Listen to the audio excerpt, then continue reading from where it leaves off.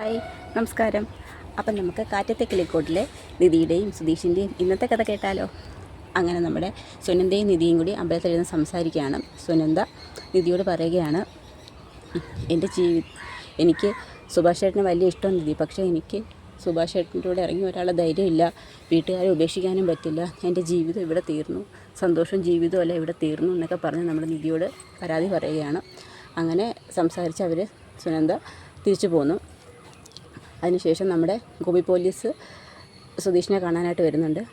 ക്യാമറയുള്ള ഫോണോ കൊണ്ട് കൊടുക്കണമെന്ന് പറഞ്ഞിട്ടുണ്ടായിരുന്നല്ലോ. അങ്ങനെ ഒരു ചെറിയ മിറിൻ്റെയൊക്കെ വാങ്ങിച്ചുകൊണ്ട് നിൽക്കുന്നു. എന്താടാ സുധീഷേ, നീ 10 രൂപയുടെ മിറിൻ്റെയൊക്കെ ആയിട്ട് നിൽക്കുന്നത്?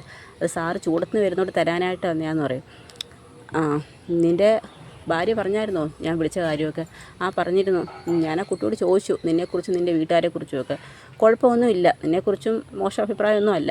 അങ്ങനെ എന്തെങ്കിലും ആ കുട്ടി പറഞ്ഞിരുന്നെങ്കിൽ നിങ്ങളുടെ കല്യാണം നടത്തിയ സ്ഥലത്തൊരു തെങ്ങ് നിൽപ്പുണ്ടായിരുന്നു, അതിൻ്റെ പച്ചിറക്കിലുള്ള പ്രയോഗം ഞാൻ നടത്തിയെന്ന് പറയും. ഇത് സാറ് അങ്ങനെയൊന്നുമില്ല, ഞാൻ അവളെ നല്ലോണം നോക്കുന്നതെന്ന് പറയും.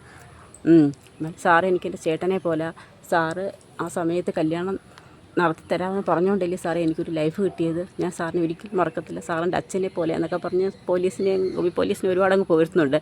മതിയേടാ നിൻ്റെ പുകഴ്ത്തലെന്നൊക്കെ പറഞ്ഞുകൊണ്ട് ഞാൻ പറഞ്ഞ സാധനം നീ കൊണ്ടുവന്നിട്ടുണ്ടോ എന്ന് ചോദിക്കും. അങ്ങനെ 3 ക്യാമറയുള്ള ഫോണിൻ്റെ കാര്യം പറഞ്ഞിട്ടുണ്ടായിരുന്നു. അങ്ങനെ ഫോണൊക്കെ കൊണ്ട് കൊടുക്കും. ഇതിന് 3 ക്യാമറ ഉണ്ടോ എന്ന് ചോദിക്കാൻ പറയും. ഇല്ല സാറേ, 2 എണ്ണേ ഉള്ളൂ. തൽക്കാലം ഇത് മതി, പിന്നെ ആവശ്യമുണ്ടെങ്കിൽ നിൻ്റെ അടുത്ത് പറയാം എന്ന് പറയും. അതിനുശേഷം ഞാൻ നിന്നെ കാണാൻ വരുന്നതുകൊണ്ട് രാവിലെ ഒന്നും കഴിച്ചില്ല, നീ വണ്ടി ഹോട്ടലിലോട്ട് വിട്, നമുക്ക് പുറത്തുനിന്ന് ഭക്ഷണം കഴിക്കാമെന്ന് പറയും. അങ്ങനെ അവർ രണ്ടുപേരുടെ അങ്ങ് പോവും. അതിനുശേഷം നമ്മുടെ സുഭാഷ് വീട്ടിലോട്ട് വരികയാണ്. അപ്പം നമ്മുടെ നികേഷും നിധിയും കൂടി ഇരുന്ന് ലൂഡോ കളിക്കുകയാണ്. അങ്ങനെ ലൂഡോ കളിച്ച് രണ്ടുപേരും, നിധിക്ക് ഭയങ്കര ഇഷ്ടമാണ് കളിക്കാൻ, കാരണം അരുണിൻ്റെ മകള് നല്ലോണം കളിക്കും. അങ്ങനെ മോളുടെ കാര്യമൊക്കെ പറയുന്നുണ്ട്. ചേട്ടൻ്റെ മോള് നല്ലോണം കളിക്കും, ഞങ്ങളെപ്പോഴും ഇരുന്ന് കളിക്കുമെന്ന് പറയും. അപ്പോൾ നമ്മുടെ സുഭാഷ് ചേട്ടൻ തലവേദനയായിട്ട് വരികയാണ്. എന്തുപറ്റി സുഭാഷ് ചേട്ടാ? അതെനിക്ക് നല്ല തലവേദനയുണ്ട് മോളെ എന്ന് പറയും. എനിക്കൊരു കാര്യം ചെയ്യും, നീ പോയി ഒരു ഗുളിക വാങ്ങിച്ചോണ്ട് നികേഷ്, ഞാൻ നല്ലൊരു ചായ ഇട്ട് തരാമെന്ന് പറയും. അതൊന്നും വേണ്ടെന്ന് പറയും. ഗുളിക വേണ്ടേക്ക് ഞാൻ ചായ ഇടാമെന്ന് പറയും. കിച്ചണിലോട്ട് കയറും. ആ സമയത്ത് നിധി ചായയൊക്കെ ഇടും. അപ്പോൾ നമ്മുടെ സുഭാഷിനോട് നിധി ചോദിക്കും, സുഭാഷ് ചേട്ടന് സുനന്ദയെ മിസ് ചെയ്യുന്നുണ്ടെന്ന് നോക്കും. മിസ് ചെയ്യുന്നുണ്ടോന്ന്? സുനന്ദയോട് സുഭാഷിന് ഇഷ്ടമില്ലായിരുന്നു എന്ന് ചോദിക്കും. എനിക്ക് ആരോടും ഇഷ്ടക്കുറവൊന്നുമില്ല മോളെ, പിന്നെ അവളൊരു വിരളി പിടിച്ച പെണ്ണ, അവൾക്കൊരു നല്ല ജീവിതം കിട്ടണമെന്ന് മാത്രമേ എനിക്കുള്ളെന്ന് പറയും. പിന്നെ അവളോട് എനിക്കൊരു ദേഷ്യമില്ലെന്ന് പറയും. പക്ഷേ സുനന്ദയ്ക്ക് സുഭാഷ് ചേട്ടനെ വലിയ ഇഷ്ടമാണ്. എന്ന് പറഞ്ഞിട്ട് കാര്യമില്ലല്ലോ മോളെ, എനിക്ക് നമ്മുടെ നിലയും വിലയും നമ്മുടെ വീടിനെയും ആൾക്കാരെയും കുറിച്ചൊക്കെ നമുക്കൊരു ധാരണയുണ്ട്, ഞാൻ ഒരുപാടൊന്നും അളവിൽ കൂടുതലൊന്നും ആഗ്രഹിക്കാറില്ലെന്ന് സുഭാഷ് പറയും. അങ്ങനെ പറയും, എനിക്ക് സുഭാഷ് ചേട്ടൻ പോയി റെസ്റ്റ് എടുക്കുമെന്ന് പറയും. അങ്ങനെ നമ്മുടെ നിധി കിച്ചണിലോട്ട് കയറി ഉച്ചക്കലത്തേക്കുള്ളൊരു ലഞ്ച് ഒരുക്കാനായിട്ടൊക്കെ റെഡിയാവും. ആ സമയത്ത് നമ്മുടെ നികേഷ് എന്തായിട്ടെത്തി? ഞാനേ ഒരു ലഞ്ച് ഒരുക്കാനുള്ള പരിപാടിക്കാണ്, സുഭാഷ് ചേട്ടന് വയ്യാത്തതുകൊണ്ടല്ലേ. അയ്യോ ഏട്ടത്തി, ഇപ്പോൾ തലവേദനയുള്ളൂ സുഭാഷ് ചേട്ടന്, ഇനി ബാത്റൂമിൽ പോകാൻ ഞങ്ങൾക്ക് വയ്യുന്നത്. എടാ എന്ന് പറയും, നീ അങ്ങോട്ടൊന്നും അങ്ങനെ കളിയാക്കി, എനിക്ക് അത്യാവശ്യം പാചകമൊക്കെ അറിയാം. അങ്ങനെ നിധി പറയാം, അതേ 5 പേർക്കുള്ള ചോറ് വെക്കാനായിട്ട് അരിയൊക്കെ ഇടുന്നത് എങ്ങനെ? അങ്ങനെ നമ്മൾ ഇതിക്ക് പാചകമൊന്നും വശമില്ലല്ലോ.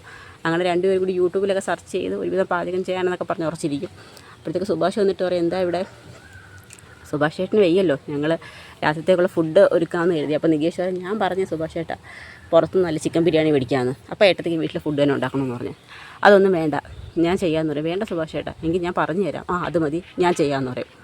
അങ്ങനെ ഫുഡൊക്കെ ഉണ്ടാകുന്ന കാര്യങ്ങളൊക്കെ അങ്ങനെ സുഭാഷ് ഓരോന്ന് പറഞ്ഞു കൊടുക്കും. നിധി അതൊക്കെ ചെയ്യാനായിട്ട് തുടങ്ങുകയാണ്. അപ്പോൾ ആ സമയത്താണ് നമ്മുടെ ഹരീഷിനെ കാണാനായിട്ട് നിധിയും സുധീഷും കൂടി പോയ വക്കീലിൻ്റെ ജൂനിയർ അങ്ങോട്ട് വരുന്നത്. വണ്ടിക്ക് ചെറിയൊരു പ്രോബ്ലം ഉണ്ടായിട്ട്.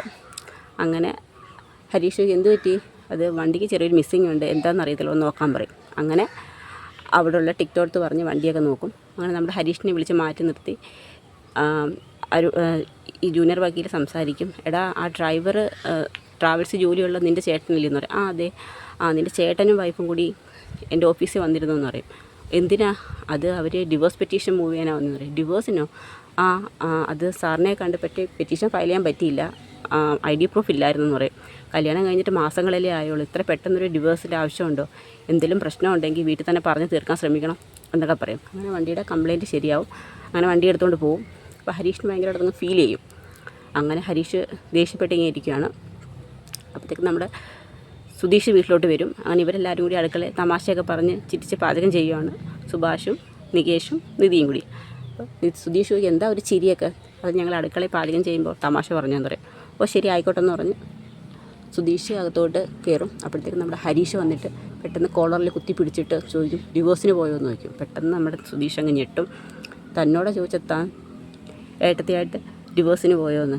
എടാ അത് അപ്പോഴത്തേക്കും നമ്മുടെ സുഭാഷും നികേഷും നിധിയെല്ലാം ഹാളിലോട്ട് വരും. നിധി പെട്ടെന്ന് ഷോക്കായണക്കാവും. കാരണം എല്ലാവരും അറിഞ്ഞല്ലോ. സത്യം പറയടോ ഇവരെ താൻ എന്തിനെ ഡിവോഴ്സിന് പോയെന്ന് ചോദിക്കും. എന്നെങ്കിൽ കള്ളം പറയാൻ താൻ ശ്രമിക്കേണ്ട. താൻ പോയി കണ്ട വക്കീലിൻ്റെ ജൂനിയർ എൻ്റെ വർക്ക്ഷോപ്പിൽ സ്ഥിരം കസ്റ്റമറാണ്. വണ്ടിക്ക് കംപ്ലൈൻ്റ് ആയിട്ട് വന്നപ്പോഴാണ് ഇന്ന് അയാൾ എന്നോട് കാര്യം പറഞ്ഞു. എന്തിൻ്റെ പേരിലാണ് താൻ ഡിവോഴ്സിന് പോയെന്ന് ചോദിക്കും. അങ്ങനെ അയാളുടെ ഷർട്ടിന് ഇങ്ങനെ പിടിച്ച് കുത്തി പിടിക്കുമ്പോൾ നമ്മുടെ നിധി പറയും സുധീഷല്ല ഞാനാ പെറ്റീഷന് മൂവ് ചെയ്തതെന്ന് പറയും. ഉടനെ ഹരീഷ് അങ്ങ് ഷോക്കാവും. പെട്ടെന്ന് നമ്മുടെ നികേഷ് പെട്ടെന്ന് കണ്ണൊക്കെ വന്നിട്ട് നികേഷ് ചോദിക്കും എന്തിനാ ഏട്ടത്തി ഡിവോഴ്സിന് പോയത്? ഇത്രയും നേരം ഞങ്ങളുടെ കൂടെ നിന്ന് സംസാരിച്ചപ്പോൾ ഏട്ടത്തി ഒന്നും അതിനെക്കുറിച്ച് പറഞ്ഞില്ലല്ലോ. ഏട്ടത്തിക്ക് എന്താ പറ്റിയത്? ഏട്ടത്തിക്ക് ഈ വീട് ഇഷ്ടമായില്ലേ? ഞങ്ങളെ ഇഷ്ടമായില്ലേ? ഞങ്ങളുടെ ഭാഗത്തു നിന്ന് ഒരു തെറ്റായ ഒരു പെരുമാറ്റം പോലും ഉണ്ടായിട്ടില്ലല്ലോ ഏട്ടത്തി എന്നൊക്കെ പറഞ്ഞ് നികേഷ് അങ്ങ് വിഷമിക്കും. അപ്പോൾ നിധിക്ക് അങ്ങ് കണ്ണൊക്കെ നിറയും. എന്ത് പറയണമെന്ന് അറിയത്തില്ലല്ലോ. ഞാൻ അന്നേ തന്നോട് പറഞ്ഞില്ലേ താൻ കള്ളത്തരങ്ങളുടെ കൂമ്പാരമാണ് തൻ്റെ ജീവിതം. താൻ എന്തെല്ലാം കള്ള ഏട്ടത്തിയോട് പറഞ്ഞത് ഈ വീട്ടിനെക്കുറിച്ചും ഞങ്ങളെക്കുറിച്ചും ഞങ്ങളുടെ ജോലിയെക്കുറിച്ചും ഒക്കെ. അവസാനം ഏട്ടത്തിക്ക് ഒരു ഫേക്ക് ഇൻ്റർവ്യൂ നടത്തി അതുപോലും താൻ എന്തിനാ ഇങ്ങനെയൊക്കെ ചെയ്തെന്ന് നോക്കും. ഇങ്ങനെ ഒരു നുണേൻ്റെ കൂടെ ജീവിക്കേണ്ടെന്ന് ഏട്ടത്തി കരുതി കാണും. ഏട്ടത്തെ കുറ്റം പറയാൻ പറ്റത്തില്ല എന്നൊക്കെ പറയും. നമ്മുടെ സുഭാഷ് ഒന്നും മിണ്ടത്തില്ല. നമ്മുടെ സുഭാഷ് ഇങ്ങനെ എന്താ സുഭാഷ് ഏട്ടൻ മിണ്ടാതെ നിൽക്കുന്നത്? സുഭാഷ് ഏട്ടൻ എന്തെങ്കിലും ഞങ്ങളിത് മറിക്കുന്നുണ്ടോ എന്ന് ചോദിക്കും. സുഭാഷിന് സത്യം അറിയാം, പക്ഷെ ഒന്നും പറയാൻ പറ്റത്തില്ലല്ലോ. അങ്ങനെ നമ്മുടെ സുഭാഷ് ഇങ്ങനെ മിണ്ടാതെ നിൽക്കും. അങ്ങനെ അവരെല്ലാവരും കൂടി അങ്ങനെ സംസാരിച്ചുകൊണ്ട് നിൽക്കുന്നിടത്ത് ഇന്നത്തെ നമ്മുടെ കഥ അവസാനിക്കുന്നു. അപ്പോഴത്തേക്ക് അതിനുശേഷം നമ്മുടെ ഭാസ്കരൻ അങ്ങോട്ട് വരുന്നുണ്ട്. ഭാസ്കരൻ കേൾക്കുന്നുണ്ട്. ഡിവോഴ്സിന് പോയ കാര്യമൊക്കെ ഭാസ്കരൻ കേൾക്കുന്നുണ്ട്. അപ്പം എന്തിനാ ചെയ്തതെന്നുള്ള കാര്യങ്ങളൊക്കെ നമ്മുടെ നിധി പറയുമെന്നറിയത്തില്ല. അപ്പോൾ അതിൻ്റെ വരും എപ്പിസോഡാണ് നമ്മൾ കാണാൻ പോകുന്നത്. അപ്പോൾ എല്ലാവർക്കും കഥ ഇഷ്ടമായ സബ്സ്ക്രൈബ് ചെയ്യണം. വീഡിയോ ഇഷ്ടമായെങ്കിൽ ലൈക്ക് ചെയ്യണം, കമൻറ്റ് ചെയ്യണം. അപ്പോൾ എല്ലാവർക്കും ഒരു ശുഭദിനം നേരുന്നു. നന്ദി.